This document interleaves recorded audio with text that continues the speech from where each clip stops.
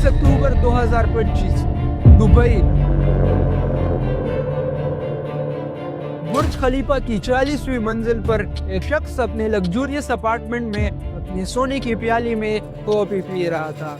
नाम Daniel Kenin, उम्र 48 साल, FBI's मोस्ट वांटेड, सर पर $5 मिलियन का इनाम। To announce a reward of up to $5 million for information leading to the financial disruption of the KTCO or the arrest and convictions of its leaders, Daniel Joseph Kinahan. Crime, Interpol most wanted terrorist, drug Lord and mass murder. अचानक नीचे police की गाड़ी का siren बजता है, मगर Daniel के लिए नहीं, नीचे एक फोन चोर के लिए। सेम शहर, सेम पुलिस, फोन की चोरी पर जेल, मगर $26 बिलियन की चोरी पर प्रोटेक्शन। और सुनो, सेम शहर, सेम पुलिस, 5 ग्राम ड्रग्स पर फांसी की सजा, मगर 20 मुल्कों के ड्रग लॉर्ड्स को लियाम घूम रही है। सवाल ये नहीं कि दुबई सेफ है या नहीं, बल्कि असल सवाल ये है कि आखिर ये दुबई किस के लिए सेफ। दुबई खुद को दुनिया का सेफेस्ट सिटी मानता है। 0 स्ट्रीट क्राइम्स, हर मोड़ पर CCTV, कानून लोहे की तरह सख्त है। मगर इसी शहर में दाऊद इब्राहिम, विजय माल्या, छोटा राजन ऐसे 200 से भी ज्यादा क्रिमिनल्स, ड्रग लॉर्ड्स, टेररिस्ट और मास मर्डर्स सब के तार यहाँ से जुड़ते हैं। ये महज इत्तेफाक है या फिर दुबई का सोचा समझा डिजाइन। साल 2023 वाशिंगटन DC एक सीनियर एनालिस्ट मारिया कोएक्स को एक एन्क्रिप्टेड मेल आता है। Subject Dubai will never admit this, sender unknown. Mail खुलते ही cocaine Kings, Russian oligarchs, African dictators, फरार बिजनेस टाइकून, बेंड टेररिस्ट, सबके अरबों के एसेट दुबई के चमचमाते टावर्स में पार्क थे। जैसे ये शहर इन क्रिमिनल्स को छुपा नहीं बल्कि कलेक्ट कर रहा हो। मारिया के हाथों एक ऐसा डेटा लग चुका था जो रातों रात या तो इसका कैरियर बना सकता था या फिर उसकी जिंदगी खत्म। इसके बावजूद पूरे 6 महीने इस डेटा को डिटेल से वेरीफाई करके मारिया और इसकी टीम OCCRP ने इस पर एक रिपोर्ट पेश की, दुबई अनलॉक्ड। इसके कुछ नाम मैं इधर मेंशन करता हूँ। जिनिस केड्रिक, एक suspected Bosnian gangster, charges global crime syndicate, drug smuggling, मगर एड्रेस बुर्ज खलीफा 37 फ्लोर पर एक luxurious paint house. Next, Christie किनान, global cocaine kingpin, band bye US government, sir पर $5 मिलियन का इनाम। बट ये बंदा दुबई के कैफे में आराम से कॉफी पी कर, खाना खाकर, रिव्यू छोड़कर चला जाता है। No hiding, no panic, just normal life. America ने इसी रिव्यू से इसे लोकेट किया और वो भी ये देखकर हैरान रह गए। आखिर क्यों मोस्ट वांटेड क्रिमिनल्स दुबई पहुंचकर मोस्ट वेलकम गेस्ट बन जाते हैं? या दुबई इस बात से अनजान है या फिर देखकर भी अनदेखा कर रहा है? दुबई अनलॉक के कुछ महीने बाद एक कंट्रोवर्शियल स्टिंग ऑपरेशन सामने आता है। वीडियो में दुबई गवर्नमेंट के साथ एक रियल एस्टेट डेवलपर डेमेक ग्रुप का एक टॉप एजेंट कहता हुआ दिखाई देता है कि हमारे पास दुनिया से कई ऐसे लोग आते हैं जो अपने मुल्कों से भाग रहे हैं, बैग्स भरकर हार्ड कैश के साथ, सिर्फ दुबई में प्रॉपर्टी खरीदने के लिए। We have a lot of people from all over the world. We have people who's running from their countries to invest here with full cash. Only cash. Cash people. और जब undercover journalist ने उनसे पूछा कि अगर पैसा drugs या फिर इलीगल तरीकों से कमाया गया हो तो एजेंट का जवाब सिंपल था, We don't care. It is none of our concerns. Ask where they have their money from. Don't ask. Because It's not our concern, such as our concern is just what you want to buy. फरवरी 2024 तक तो Dubai grey list में था।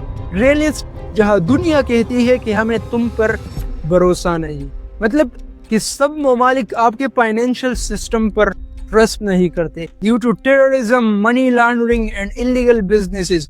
अब सवाल यहाँ पर ये है कि आखिर ये सब कुछ शुरू कैसे हुआ? इसके लिए हमें पीछे जाना पड़ेगा। 1930s دبئی ایک شہر نہیں بلکہ ایک چیتاونی تھی. نہ کوئی بڑی بلڈنگ، نہ مال، بس ہر طرف ریت، گرمی اور بھوک کی آڑ میں پریشان چہرے. 1929 سے 1940 تک دبئی آفیشلی لائک اے ہل جی رہا تھا. پینے کے لیے پانی نہیں تھا، کھانے کے لیے کھانا نہیں تھا. دبئی میں اس دور کو دی گریٹ فیمن کا دور کہا جاتا تھا، جس کی وجہ سے کئی لوگ بھوک کی وجہ سے مر گئے، اور جو نہیں مرے انہوں نے پیڑوں کی سوکھی پتیاں اور ریگستان میں پائی جانے والی ان چھپکلیوں کو کھا کر اپنی جان بچا دی. اکلوتی راحت بن گئی ٹڈیوں کا ایک جھنڈ. ہاں، دوسرے دیشوں کے لیے جو چیز آفت، اب دبئی کے لیے بن گئی راحت. اب لوگ کچھ دن اور جی سکتے تھے. دبئی کے اس وقت کے راجا شیخ سعید بن مختوم اب کچھ دن کے لیے چین کا سانس لے سکتے تھے. مگر حیران کن بات یہ ہے کہ اس سے کچھ سال پہلے تک تو دبئی قیمتی مورتیوں کا سب سے بڑا سپلائر تھا. مارکیٹ میں برٹش، فرینچ، جرمن اور امریکن خریداروں کی لائن لگی رہتی تھی اور بڑے بڑے داموں پر مورتیاں بکتی تھی. صرف اس رات تک، صرف ایک ہی رات نے دبئی کا تختہ پلٹ دیا. آخر کیا ہوا اس رات کو؟ Thomas Alva Edison, American inventor and businessman, جس کے بارے میں آپ نے شاید سنا ہوگا یا پڑھا ہوگا as the inventor of light. انہوں نے ایک جاپنیز بزنس مین کوکیچی میکیموٹو کو خط لکھا اپنے نئے انوینشن کے بارے میں. ایڈیسن لکھتے ہیں کہ it is one of the wonders of the world that you are able to culture pearls. Yes, تاریخ میں پہلی بار کسی نے سمندر میں پائی جانے والی ان مورتیوں کو اپنے لیب میں انوینٹ کیا، جس سے اور تو کچھ زیادہ نہیں ہوا، بس یہ ہوا کہ دبئی کے ٹریڈ اور اکنامکس کو بہت زیادہ نقصان ہوا. And the source of trade in Dubai is almost at zero rate. کیونکہ ایڈیسن کے انوینٹ کیے گئے جو پرلز تھے وہ مارکیٹ میں اوریجنل پرلز سے، اوریجنل مورتیوں سے 90% تک سستے دام پر بکتے تھے، جس سے دبئی میں خاموشی چھا گئی. شیخ سعید کے پاس اب کوئی جواب نہیں تھا، مگر اب بھی جنگ جاری تھی. دبئی نے ہار نہیں مانی. سال 1932 ایک امید کی کرن جاگتی ہے.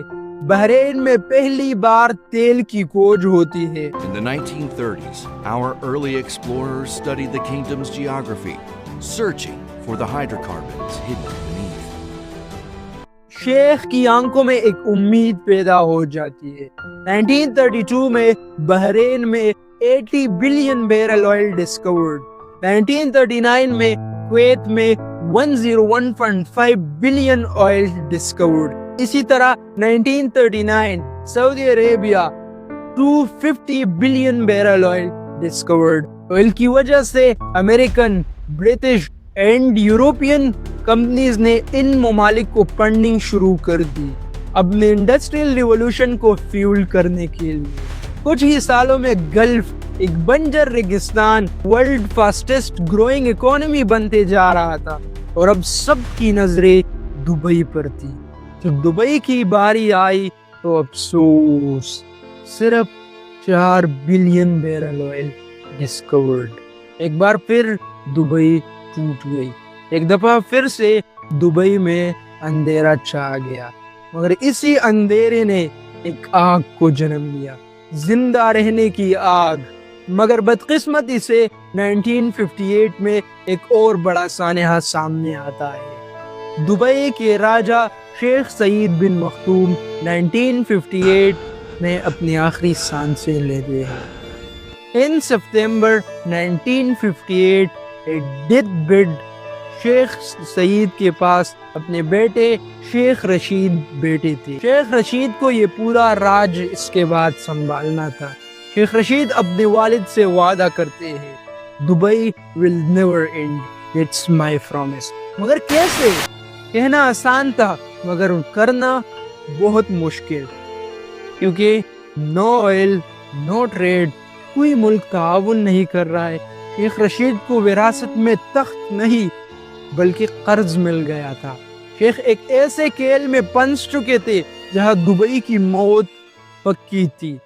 ہر گزرتے دن کے ساتھ دبئی اپنے موت کے اور قریب جا رہا تھا اس کھیل میں، مگر کیسے بھی کر کے شیخ کو اس کھیل کو جیتنا تھا۔ اس لیے انہوں نے ان چمچماتے ملکوں کی بلیک ہسٹری کو پڑھنا شروع کر دیا۔ وہ مہینوں تک بس ایک کمرے میں بند رہ کر پڑھتے گئے۔ I believe that together we can set an example to the world which will encourage upright people everywhere. The American people in their righteous might.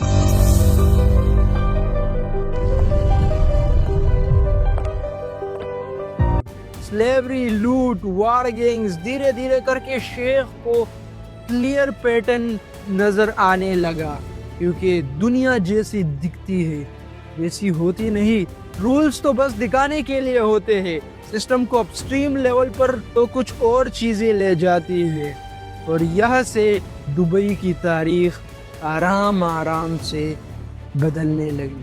شیخ کی سوچ اور سائیکو جاگنے لگی، وہ دنیا کو سمجھنے لگے، ایموشنلی نہیں بلکہ ریشنلی۔ سوال یہ نہیں تھا کہ دنیا کیا کہتی ہے، بلکہ اصل سوال یہ تھا کہ دنیا کیا چاہتی ہے، اور جواب سمپل تھا: trade, fast and beneficial trade, cheap trade, no question ask trade. 1959 Sheikh سعید کی موت کے ایک سال بعد شیخ رشید کویت سے $4 ملین کا قرض لیتے ہیں اور اسے دبئی میں انویسٹ کرتے ہیں۔ ویئر ہاؤسز کھڑے کیے، بورڈز کھولے، اٹریکٹیو اپارٹمنٹس بنائے، اور دبئی کی تاریخ کا سب سے آئیکونک فیصلہ لیا: لو ٹیکسز۔ رول سمپل تھے: Dubai is open for trade, open for business, no question will be asked. یہ پالیسی پاس ہوتے ہی دنیا بھر کے سبھی مرچنٹ دبئی کی طرف اٹریکٹ ہونے لگے، جن میں موسٹلی انلیگل پیپل تھے، which means smuggling, money laundering and every type of illegal business۔ اس سے دبئی بن گیا gold smuggling capital of the world. سال 1981 شیخ نے ویران پڑے جبل علی پورٹ کو نہ صرف ڈیولپ کیا بلکہ ری پروگرام کیا اور اسے دنیا کے لیے ایک فری ٹریڈ زون بنا دیا۔ اور پھر رولز بدلے، ایسے بدلے کہ اس وقت باقی کنٹریز کے لیے وہ رولز انِمیجنیبل تھے۔ 100% foreign ownership, no custom duty for imports, zero taxes, full profit repatriation. Dubai کا میسج سمپل تھا: just land, earn and fill your bags with hard cash. تو نتیجہ بھی پریڈکٹیبل تھا۔ 2006 تک اس 52 اسکوائر مائل فری زون میں 6000 سے زیادہ کمپنیز آ چکی تھی۔ دبئی کی اس لیگل فریم ورک نے گلوبل کارپوریشن کو اٹریکٹ کیا، مگر اسی سسٹم نے اسمگلرز، ٹیررسٹ اینڈ منی لانڈرز کو بھی اپنی طرف اٹریکٹ کیا۔ اور یہ کوئی سائیڈ ایفیکٹ نہیں تھا بلکہ سسٹم کا لاجیکل آؤٹ پٹ تھا۔ شیخ کو یہی تو چاہیے تھا۔ فری ٹریڈ زون کا ماڈل دبئی کی اکانومی کے لیے سکسیسفل ثابت ہو گیا۔ شیخ نے اس نمبر کو اور ایکسپینڈ کیا۔ آج دبئی شہر میں لگ بھگ 30 سے زیادہ ایسے فری ٹریڈ زون موجود ہیں۔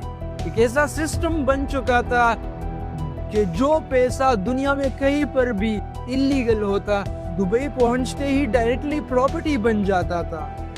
آج بھی دبئی کا فائنینشیل سسٹم ایک ایسا میز بن چکا ہے کہ جہاں پر لیگل اور انلیگل پیسہ ایک ہی ہائی وے یوز کرتا ہے۔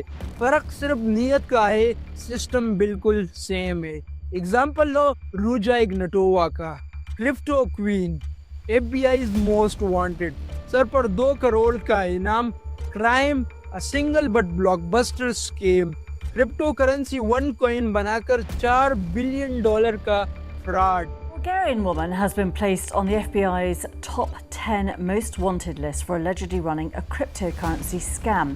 Ruja Ignatova, who became known as the missing crypto queen, has been accused of... This network was created to become and to fuel the growth of OneCoin. which I strongly believe will be the #1 cryptocurrency worldwide. 3 lakh लोगों का पैसा लूटा और फिर फरार। मगर 2024 में ICIJ investigation ने एक डिस्टर्बिंग पैटर्न एक्सपोज किया। वो पैटर्न ये था कि OneCoin कंपनी के चोरी का पैसा दुबई के और शेल कंपनी से घूमकर उसने एक नया रूप ले लिया। Dubai Marina, farm Jumeirah, Oceania Pacific, high towers में fully fresh CS apartments. Jonathan लीवी, एक टॉप इंटरनेशनल लॉयर, इस केस को लड़ रही है। ओपन एंड शट केस है मगर लीवी हार रही है क्योंकि उनका सबसे बड़ा प्रॉब्लम एविडेंस नहीं है बल्कि एक्सेस है, क्योंकि UAE अथॉरिटीज उन शेल कंपनीज के रियल ओनर्स के नाम शेयर ही नहीं कर रही है जिनके थ्रू OneCoin का पैसा दुबई की प्रॉपर्टी में गया है, क्योंकि दुबई का real estate privacy first model पर ऑपरेट करता है। Database restricted, public access almost zero. इसी वजह से लीगल केसेस में ये प्रूव करना इम्पॉसिबल सा हो जाता है कि मनी लॉन्डर हुआ है या फिर नहीं। नेक्स्ट, मनी लॉन्ड्रिंग केसेस को और मुश्किल बना देता है UAE का अगला method. Any payment method accepted, cash, crypto सब चलेगा, और ये दुबई की गवर्नमेंट एसोसिएटेड वेबसाइट पर ही लिखा है। डेमेक ग्रुप पर किए गए स्टिंग ऑपरेशन में भी यही सच्चाई सामने आई थी। ये दुबई डेवलपर्स की पॉलिसी सिंपल है, अब क्या बिजनेस करते हो, कहाँ से पैसा लाते हो, it is none of our concerns. Yeah, Tell them to follow everyone what they are doing for a birthday. Do you ask where they have their money from? Because It's like our concern, such as our concern is just what you want to buy. इस सब का combine effect ये है कि Dubai में property खरीदते ही every type of amount black और white fully legal and safe asset बन जाता है। और हाँ, अब इसी कन्वीनियंस की वजह से आज दुबई सरवाइव कर पाया है, इस पूरी दुनिया में अपने लिए जगह बना पाया है और सबसे बढ़कर डेवलप हो पाया है। एक डूबते मछुआरे गांव का शहर आज ग्लोबल इन्वेस्टर का हब बन पाया है। मगर इसी ओपन एंड प्राइवेसी सिस्टम की वजह से आज दुबई कई क्रिमिनल्स के लिए एक सेफ हेवन बन गया है, जो आज दुबई के लिए एक बहुत बड़ी प्रॉब्लम बन गए हैं।